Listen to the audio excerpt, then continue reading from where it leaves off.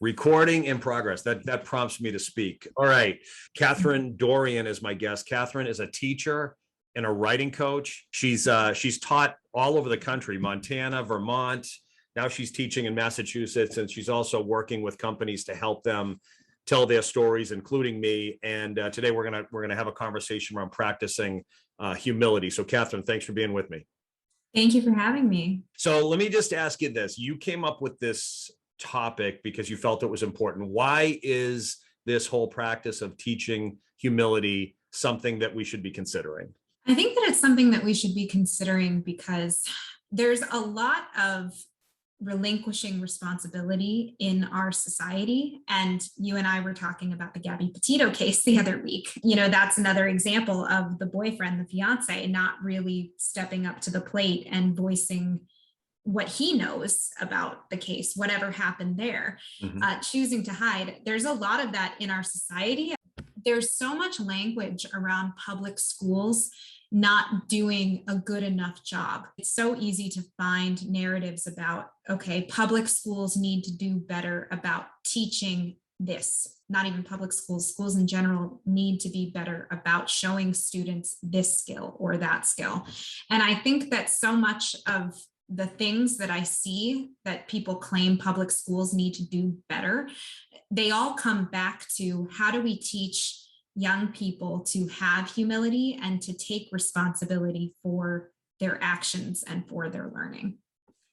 Fair statement. So there's so many directions I could take this. The question I have, and I've got, I've heard those same things that you just said. Are public schools a catch-all for everybody's unresolved problems?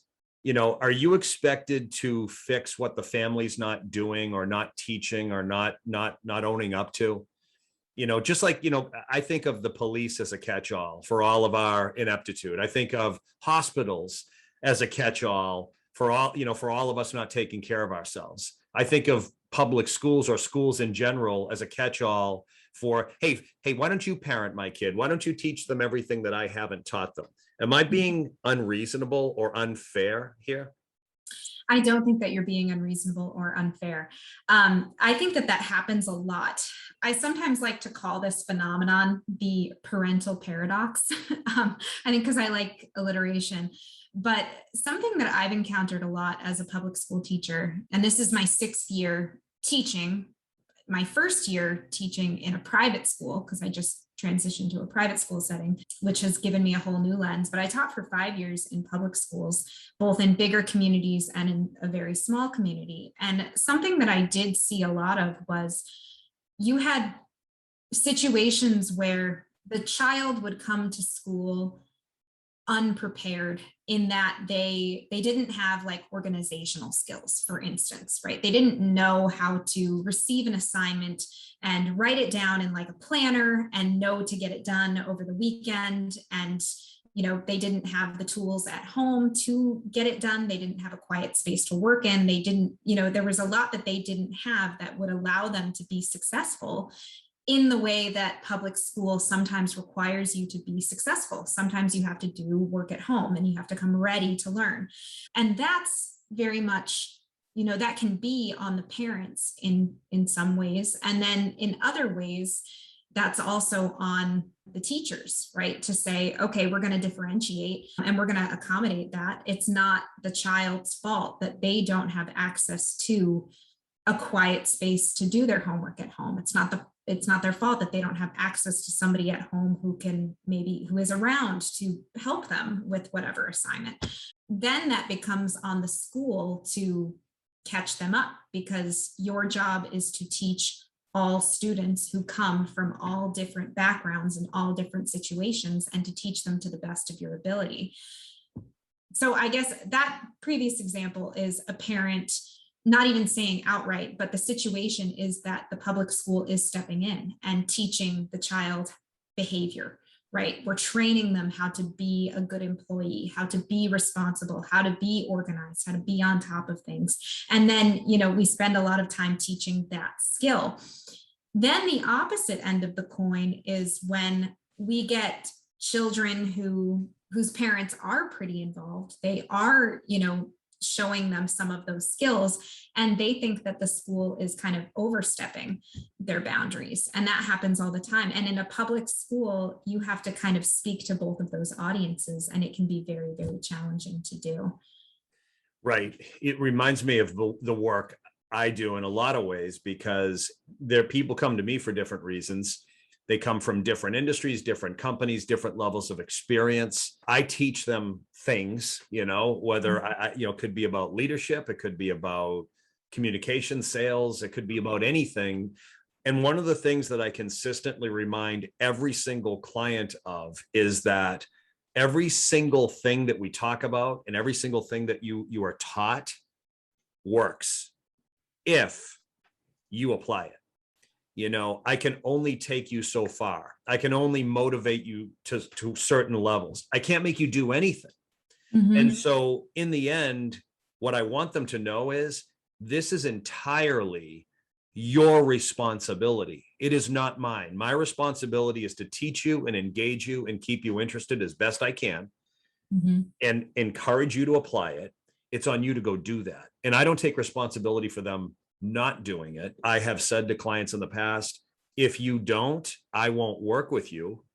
I'm not going to take your money anymore. I know in public schools, you can't say that to a child. Oh, by the way, I'm not going to work with you anymore. But at some level, would you not be helping yourself to say, hey, look, this is what I'm going to do, or we are going to do. It's on you now, whether you come, no matter where you go home to apply something. Yeah. That became a huge conversation, especially during teaching in the age of COVID, which is very much still, around us. But something that came up quite a bit, both at the school that I taught at in Montana, I was still teaching there in rural Montana in March 2020 when the pandemic first hit and we closed schools and we didn't go back to school for the rest of the year. And then I was teaching in Vermont for 2020 through 2021 in kind of this weird hybrid situation where some of my students were totally remote the whole year and I never met them in person. And then other students were hybrid students who would come in a couple of days a week and then be at home the rest of the time. Right. And it was this really interesting, heavy responsibility in that we knew all of a sudden the fact that our students came from many different backgrounds and had different levels of, what some people like to call privilege, that became incredibly apparent to all of us. And I know for me, I almost felt this need to overcompensate for some of those disparities. And it got to the point in some situations where I was investing a lot of time into a lot of students who didn't have the tools at home to help them succeed. They weren't in a situation that helped them succeed. And yet I was investing a lot of time in that student. And at what point was it fair for the student to say, okay, well, I failed your class because the public school system didn't meet my needs, or yes, we would have meetings all the time with the guidance department and with admin. And a lot of the language was around we are failing these students because we're not able to meet their needs. That very much became public schools' responsibility and our narrative, I think, over the last few decades, where that became on us to accommodate all of these different students' needs. Yet we're still working within a system that kind of, expects students to pass every class and pass it on a timeline and meet the same expectations as other students. And I think that that's really where the disparity is. We could meet some of the needs of those students as on an individual basis. I could get in touch with those students more often, and I could make accommodations on their assignments, and I could give them no due dates because they're watching 5 siblings at home, and this one due date for them can't apply to, it's got to be different for them than it is for the other students. But when the system requires that I have grades in by a certain day and that, the child needs to pass by this date in order to move on to the next grade level, etc., then yes, it is on the public school system to accommodate that child, but if the public school system hasn't changed, if we can't change our system, then how are we supposed to accommodate those kids? You have teachers who have as many as 80 to 120 students trying to accommodate all of those different backgrounds in this one system. It just doesn't make sense. It doesn't make sense. It's like going to a Chinese restaurant and ordering a cheeseburger or ordering a slice of pizza. I want pizza. No, I want tacos. I need you to also add those to the menu, and it starts to become unreasonable after a period of time. One thing I want to get back to humility, and then I got to ask you another question about parents. What goes through your mind when it comes to humility and teaching humility, and what are the actual outcomes if you establish humility or teach it effectively? It's hard, and I don't propose by any means to have all the answers to it, because I think that there are educators who practice for decades and like write entire dissertations on it. But something that I know that I'm achieving a sense of teaching humility in the classroom when my students become very comfortable being wrong, and when they become comfortable trying new things and asking questions. One of the only ways that I've come up with to teach that skill is to just be consistent about admitting when I am wrong and being consistent about modeling that process of inquiry with students, knowing that I could teach them one skill one day and then the next day come to class and say, remember that thing I taught you yesterday? I actually, in the last 24 hours, I thought of a way better way to explain it. So let's actually revisit it. And then they're seeing that, and they even get to kind of participate in the process and maybe suggest new ways of understanding a concept. But that requires a lot of discussion, and it requires allowing students to learn a skill in many different ways depending on their style. And it requires, in some ways, kind of a flipped model where students are, asking the questions and trying to come up with solutions and trying to figure out their own ways to, analyze a book or write a certain kind of essay. And you have to let them experiment a little bit. I haven't found a better way to engage students in that learning process and to get them to ask genuine questions and be engaged in their learning and practice humility that way than to model it myself and to allow them to experiment and to fail on their own. Does that make sense? Yes. Would you say that in your experience, would you say that colleagues over the years think like you do, or is your way of thinking and buying into the concept of humility different? That's a really tough question.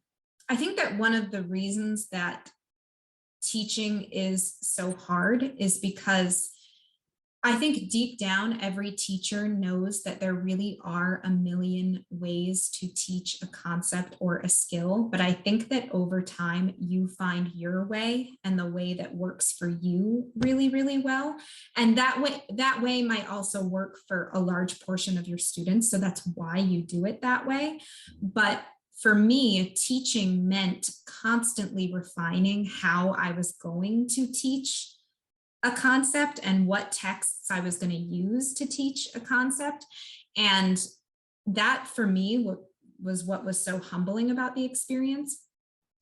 I mean, I'll never forget in my third year of teaching, I kind of felt like I really had it down. Like I really had this perfect method for teaching argumentative writing.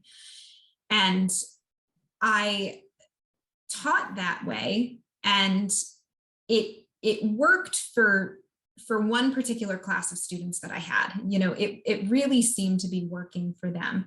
But then when it wasn't working for other students, I was so sure that this was the best way to do it that it was like I kind of resisted finding other ways because I wanted to be the teacher that felt so confident in that method, and to me, that's not humility.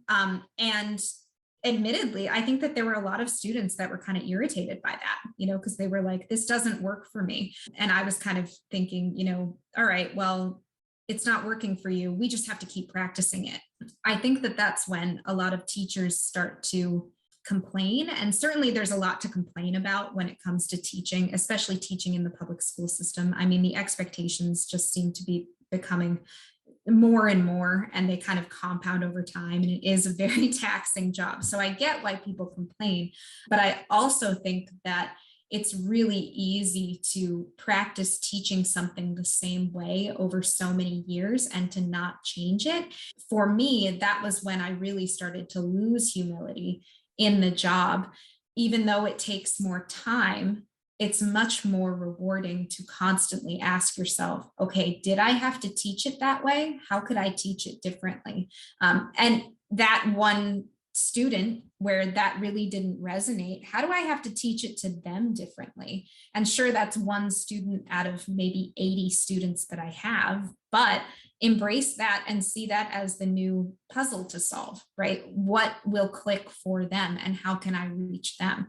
And that's why teaching is so hard, because you are expected to reach every single child. But if you're practicing that humility and finding new ways to teach each child, that's the fun in it. That's the puzzle that you get to solve. You know, there's something about that resonates with me. If I'm in front of people that I've never met before, it could be doing a keynote talk. It could be doing a training for the first time, or facilitating a discussion inside of a group or a company or an association.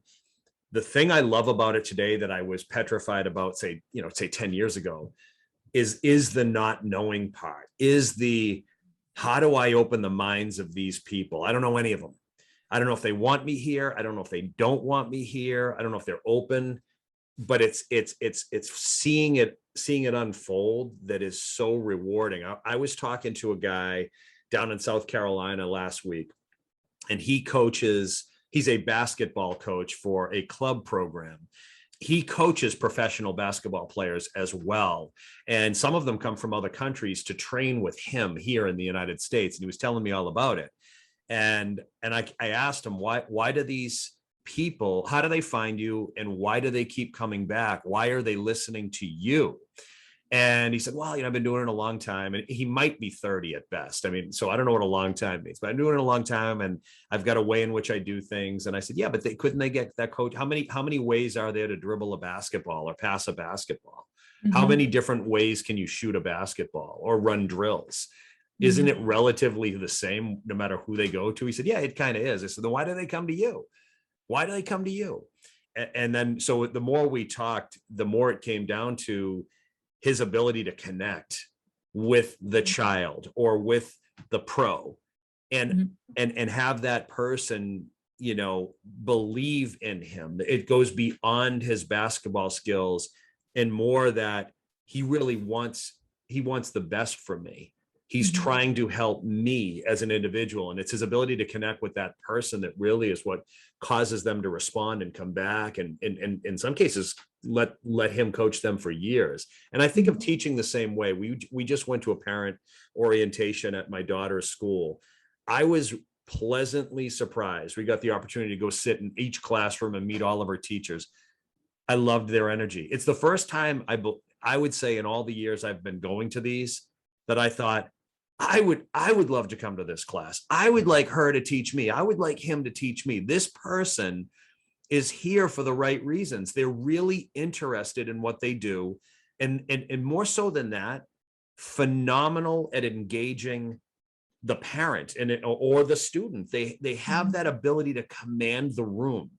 So can you comment on that? Like how humility, and because humility could easily be perceived as weakness if you misunderstand what it is, right?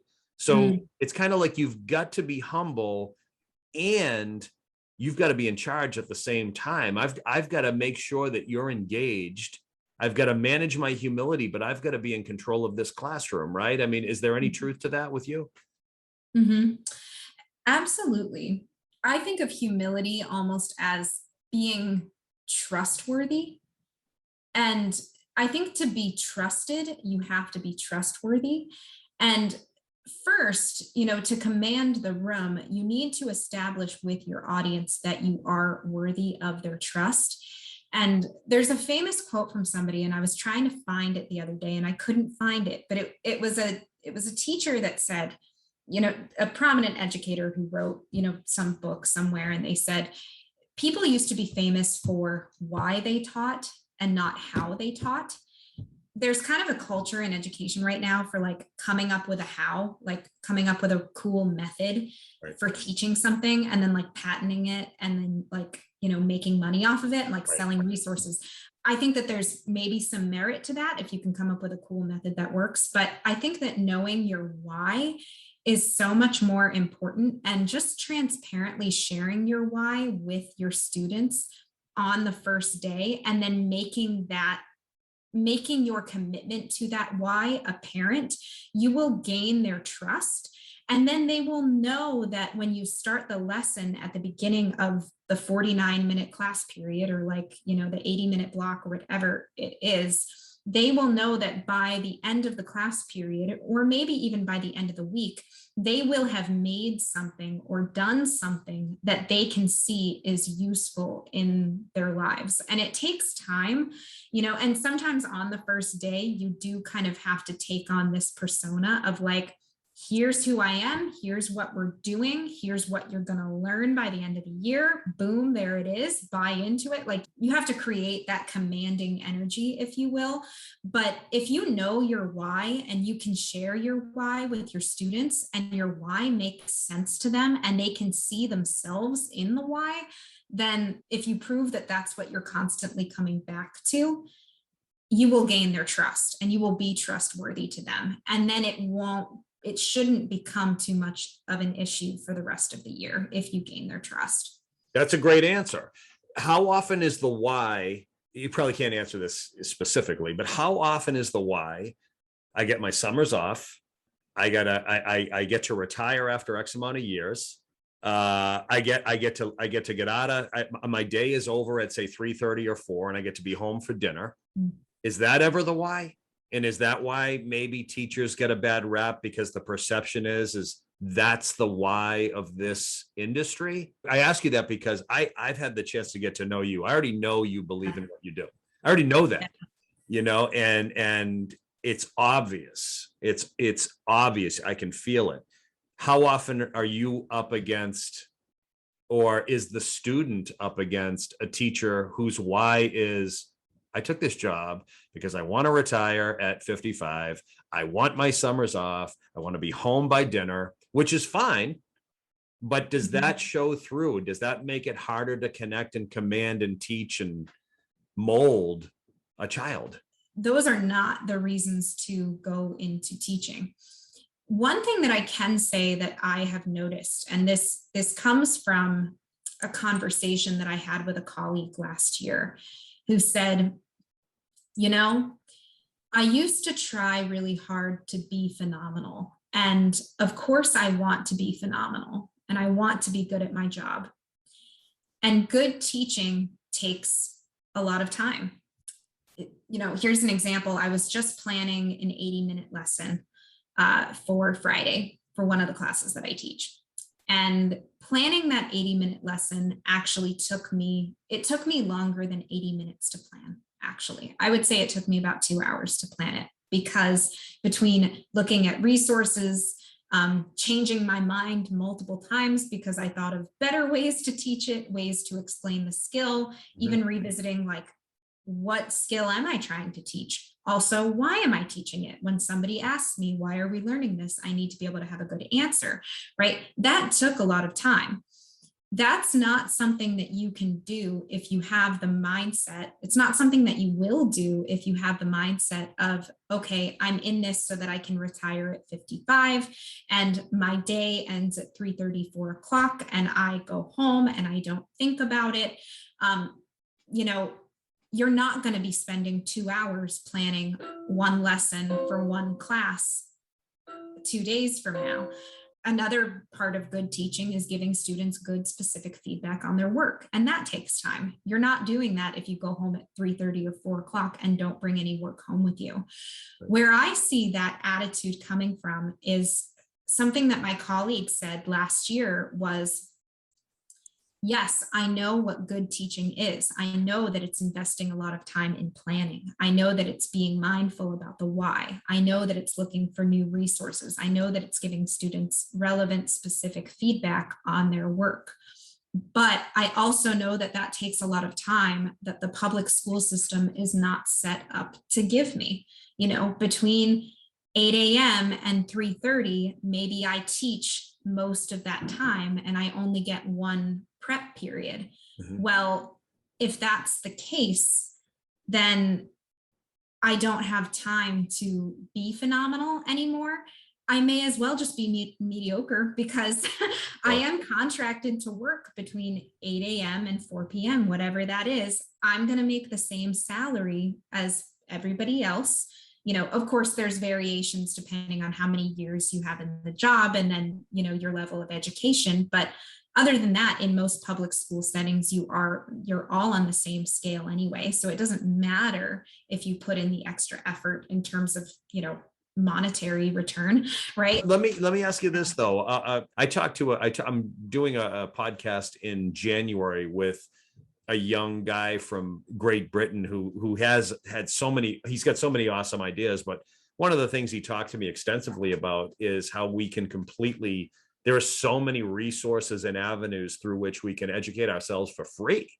Do you think we'll ever get to that point where the way in which we consume school is totally different, like in a matter of what, 5 years, 10 years? Do you think that's possible? I definitely do. Dave, you know this about me.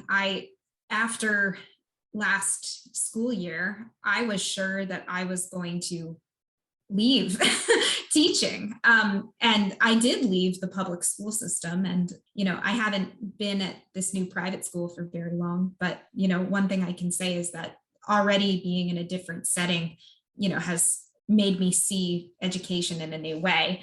You know, I always kind of told people it wasn't really that I wanted to leave teaching or learning. It was just that I wanted to leave the public school system. And one of the reasons that I wanted to leave the public school system was that I believed that COVID, as horrible as it was for society and, you know, for learning and for students who were behind and, you know, all of these things, one thing that it did expose was not just some of the ways that the public school system is broken, but there were also a lot of possibilities that COVID almost allowed for.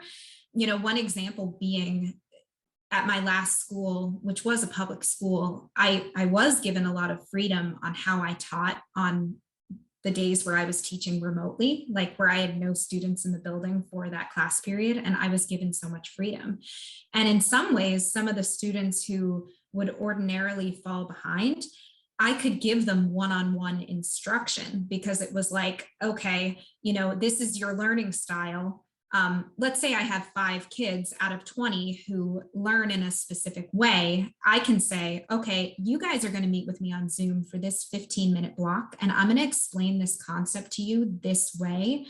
And it might work better for you versus these 10 other students who learn this way. And I'll meet with them at a different time and explain it this way. You know, Yep. it just allowed for different ways to teach. And I thought after COVID, like, okay, this will finally force us to rethink how we split up students into classes, how we sequence certain classes. Maybe we could allow for more fluidity in the system, and maybe, you know, we could give teachers fewer students, but allow them more time with each student. You know, we could restructure the day and the semester. And, you know, there are so many different ways that we could do this. And now after COVID, we get to rebuild. And I didn't see that happening. I think some districts were doing it. And I think every district, every administrator, or at least most administrators, wanted to do the best that they could. But I also think that there were a lot of bureaucratic things that were already in place that just didn't allow the public school system to redo itself. So I think it's absolutely possible that we could totally change how we learn. And I think with a lot of parents who are now pulling their children out of the public school system and are opting either for private schools, charter schools, community schools, or even just homeschooling, a lot of people are rethinking how we teach and how we learn. Does it mean that the public school system is able to change and meet those demands? Maybe in some areas, and it's going to be interesting to see how we do that and if we do that. But I think either way, people are rethinking. Yeah, and again, going back to the topic here, without humility, I don't know that any of that is possible, right? So even at the very top, that's where it has to start. Are we willing to look at ourselves and, and maybe consider that there's a better way to do this or a more effective way to do this? I've spoken at different schools in my life. Like I've spoken at colleges, I've spoken at inner city high schools, I've spoken at elementary school. And, I also went to private high school, and I didn't do well primarily because I had no work ethic. So if I wasn't interested, I wasn't trying, and I didn't take advantage of the opportunity to the extent that I could have or should have. That said, I remember in high school, and I went to a good high school. It's got a good reputation, and the kids were good kids, but there were teachers that were literally, I don't want to say bullied, but more harassed out of their jobs. We had several teachers leave when we were there. I remember one guy, it was his first day of school. He might have just graduated from college, and he was a teacher, and he came in with a tie. Obviously, he's in a suit. Mm-hmm. And one of the kids in my class said, why would you come to school with a jacket and tie? And he's like, because I'm a teacher. He's like, because I'm a teacher. But that poor guy, within a month or two, he was so nervous in front of the class. The kids just harassed him relentlessly. He quit. We had another computer teacher. She had a nervous breakdown. She quit. And the harassment that went on in this really good high school, as a child, I thought it was hysterical. As an adult, I'm sad about it. And I ran into a teacher last summer, young, she might be your age, Catherine. And she was threatened by a student in a town not too far from me. He threatened her physically, and he threatened to do other things to her. It's like she went to school to make a difference and to teach. And now she's in an environment where she's got to put up with harassment, sexual harassment, threats. And I'm going all over the place here, but I now the new phenomenon is, let's destroy the bathrooms and videotape it or TikTok about it. My son came home the other day. He's a senior in high school. He's like, these kids are ridiculous. They're ridiculous. This is happening, and it's a joke. And you guys as teachers have to deal with that. At what point is enough? Are you able to say anything? Are you able to draw a line in the sand? Are you guys so like, I can't say anything because we're going to get in trouble. We're going to get sued. We're going to be labeled. We're going to be canceled. We're going to be whatever. Like I'm all over the place. I know. But what goes through your head? Like, at what point is enough? I'm not here to get harassed. I'm not here for you to destroy our property. You can't speak to me this way. I've seen teachers threatened by students, and the student is almost daring the teacher to act on it. Mm-hmm. At what level? So humility, yeah, but at what point enough's enough? Yeah, I think that's definitely one of the toughest parts about the job, is that it is like no other job, in that you, as a teacher, you are managing people that you cannot fire.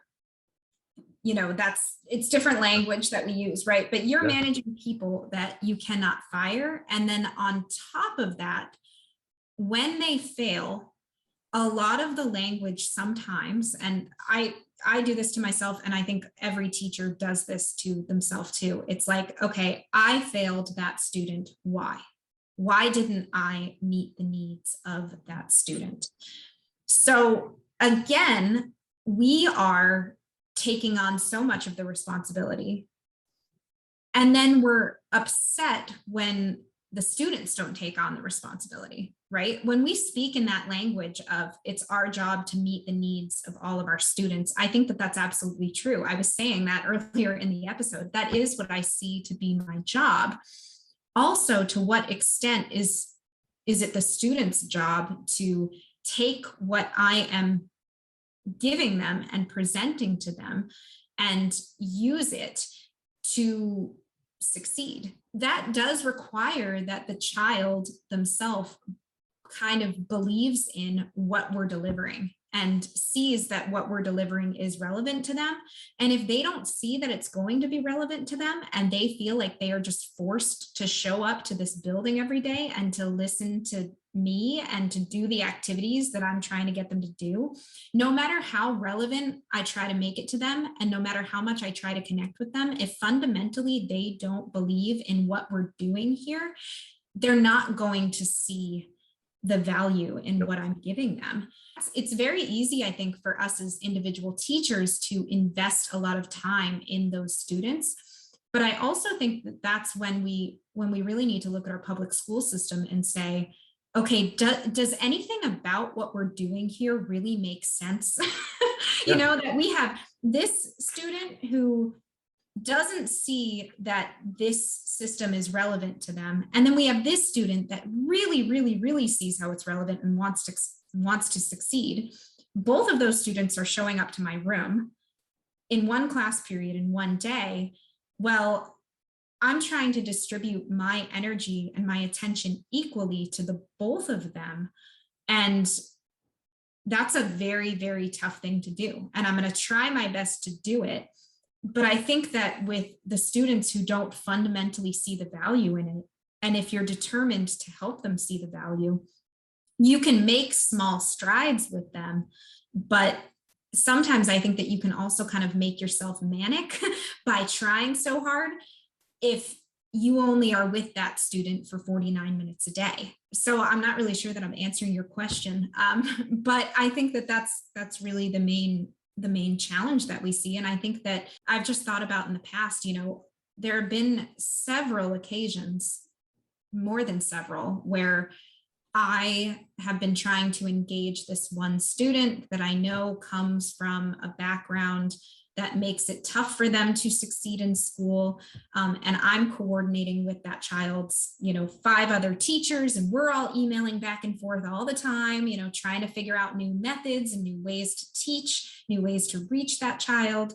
I'm talking to their guidance counselor on a weekly basis. I'm trying to get in touch with their parents. I'm working with administrators as well. We're all putting in so much time and energy to that one child. We only have so much time and energy, and that's being taken away from other children who do buy into what we're doing here and who do see it as relevant. Now, neither of those children can help the background that they come from. And that's why public schools are putting in so much effort, because we just that's our job. We want to reach every child, but you also need to maybe set up the system where we can reach every single child. If that's what you want, we need to be able to do that. And each child comes from such a different background and with such different values. So if you want to provide public education, you need to provide a public education that can reach every kid. Yeah, and I think a lot of it is going to come down to, at some level, every child, single parent, dual parent, relative, anybody that, whether it's the child themselves or the people that send them to school, like people like me, every single person has to share a piece of responsibility in order for it to work. I coach professionals for a living. Every single person I coach made a conscious decision to select me. If somebody is assigned to me, the first thing I ask is, why are you assigning this person? And are they asking for help? I do not want to work with anybody that's not looking for help, that's not looking to get better. If they don't want it, it's not going to work. So I need to understand why they want it. And I think that's what it comes down to, even with a kid. It's like, I just need to understand why you chose to come here today. Some of you came here because your parents make you come. Some of you come here because it's a place to get a meal. Some of you come here because you actually want to learn. I just need to know. I used to give my parents a hard time every week. We were raised Catholic. I had to go to CCD class. Every week I would come up with a reason why I didn't want to go.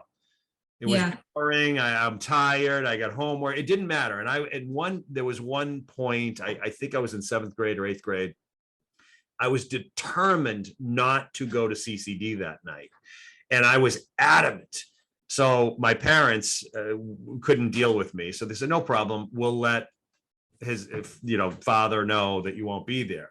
I'm like, great. So I got out of it. And I'm just, Yeah. this is great. It worked. So the next week when I went to CCD, the priest who ran the program said, hey, Dave, stay back for a second. I got to talk to you for a minute. And I said, yeah, what's up? And he's like, let's take a walk. And he lights up his cigar or his pipe. He's like, say, I heard you don't want to come here anymore. And I said, well, it's not that. It's just I stopped making excuses. He goes, I can arrange it so you never have to come back here. Mhm. Why don't we just do that? And I'm sitting there like, what do you mean? He's like, I'll throw you out tonight. He goes, I'll just tell your parents I kicked you out and that's it. You can never come back. And that's it. Decision made. Yeah. And I remember sitting there like, well, no, I don't want that to happen. I don't want to be thrown out. And he's like, Yeah. well, that's kind of what you're telling your parents, isn't it? I'm like, yeah, but it's not that I want you to throw me out. And then I begged him to come back in. All of a sudden I'm finished CCD. Yeah. In that moment, he gave me choice. Yeah. And he put all the responsibility on me. And he basically said, you have the choice to never come back. Is that what you want? And it changed my mind right then and there. Yeah. But I do think that him giving me choice and responsibility in that moment woke me up. And I think every child or every person I coach, I tell, this is your choice. This is your responsibility. I'm not begging to coach you. I don't want to talk to somebody that doesn't want to talk to me. Yeah. And I would say that to a kid too. Hey, look, if you don't want to be here, I don't want to teach you if you don't want to listen. Yeah. So let me ask you another question. Go back to the parents. Parents are just fascinating. Yeah. I'm critical of helicopter parents. I don't monitor anything. I've never looked at a report. My middle son, for the first time, he brought me his report card last week, and I looked at. It's the first report card I've ever looked at. And he's like, Dad, I'm like, oh my God, like I had no idea you got straight A's last year. I had no. So I know he does well, but Chris, my wife knows all of it. I don't know any of it. So anyway, but I also don't have. I don't monitor the sites or anything. So there are parental sites where parents are on asking, specifically in college, asking, interacting with other parents and exposing their kids. And they're putting stuff out there about their kids that I'm like, is that a responsible thing to do? My kid is lonely.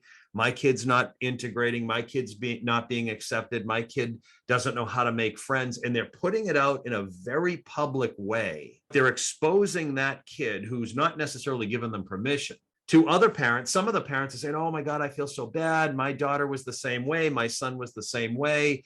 And there's that. And there's other people saying, why would you possibly do this publicly?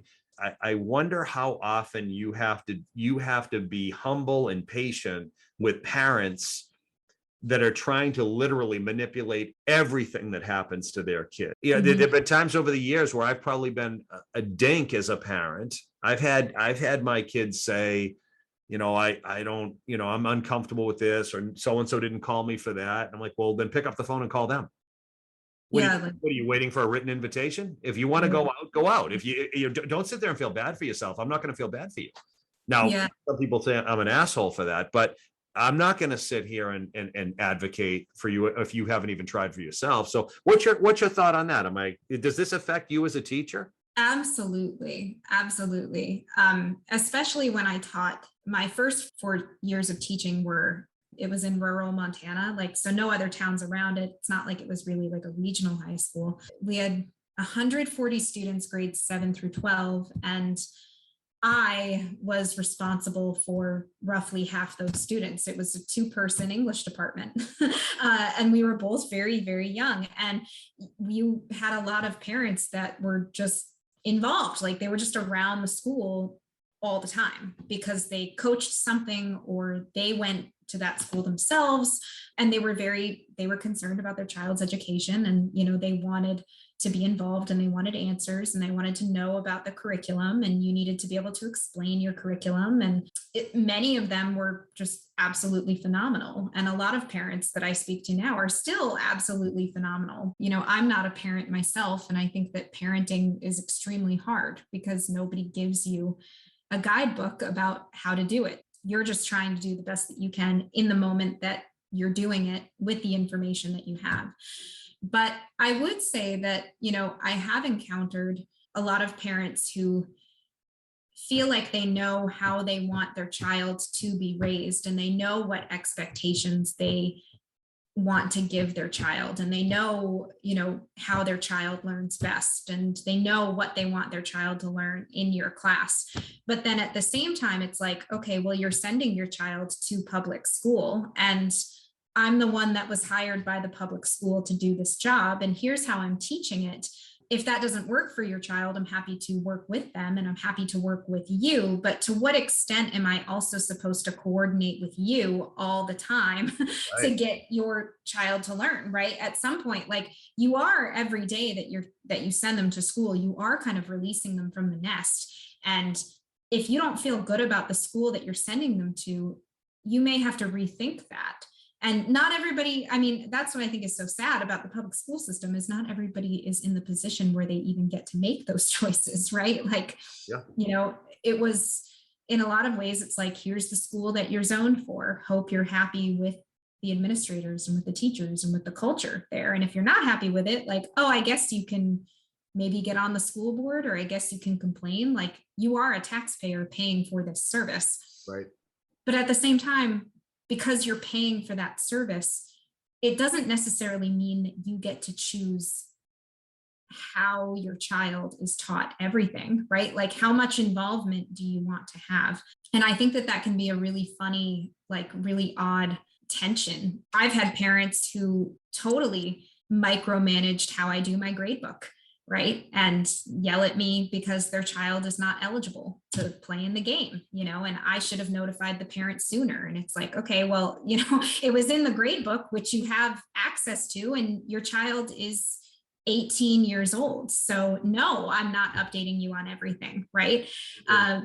Yeah, that's kind of a true story. And I mean, like, that's one of the worst, examples. And I have a lot of great friends who are great parents, but I struggle with the parent that enables the child, where I could teach my child to feel picked on. I could teach my child how to feel left out and validate they're left out, or I could teach them how to handle it. Mhm. I could teach them to look at things differently, or maybe have some humility and empathy for the person that might not be making them feel right. Now, that's not to say the parent should never intervene, and that's not to say that somebody else doesn't need to be put in their place.